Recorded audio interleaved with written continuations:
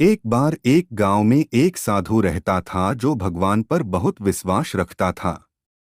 एक बार वह साधु पेड़ के नीचे बैठा था और भगवान को याद कर रहा था, तो अचानक वहां बाढ़ आ गई। चारों तरफ पानी ही पानी। सब लोग अपने आप को बचने के लिए ऊपर पहाड़ की तरफ भागने लगे। उनमें से एक आदमी ने देखा कि इस हालत में भी साधु जी भगवान की तपस्या कर रहे हैं। वह सोचा कि ये अपने आप को बचने के लिए कहीं जा क्यों नहीं रहे हैं।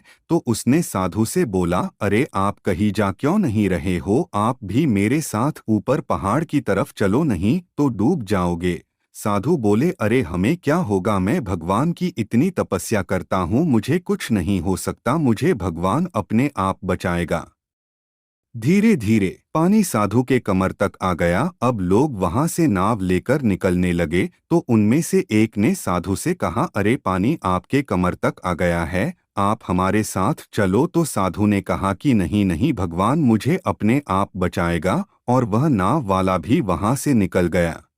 कुछ देर बाद पानी इतना बढ़ गया कि साधु के सर तक पहुंच गया और अब लोगों को बचने के लिए हेलीकॉप्टर निकलने लगे।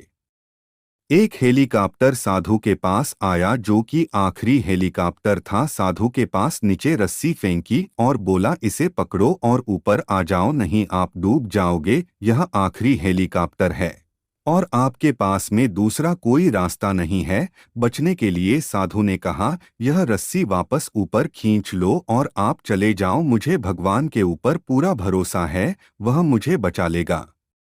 पानी काफी ऊपर आ गया, पेड़ डूब गया और साधु की भी डूबने से मौत हो गई। मरने के बाद साधु भगवान के पास गया और बोला, हे भगवान, मैंने पूरी जिंदगी आपकी तपस्या की, मेरा सारा जीवन आपकी आराधना करने में लगा दिया, फिर भी इतने भरोसे के साथ इंतजार किया कि तुम मुझे बचने आओगे, लेकिन वहां मेरी डूबकर मौत हो गई और तुम नहीं आए, ऐसा क्यों? भगवान बोले, मूर्ख इंसान, एक नहीं 3 बार आया था। वो तीनों बार मैं ही तो था, पहला पैदल, दूसरा नाव के द्वारा और तीसरा हेलीकॉप्टर के द्वारा, लेकिन तुमने मेरा एक भी अवसर पहचान नहीं पाया। पता नहीं किसका इंतजार कर रहा था।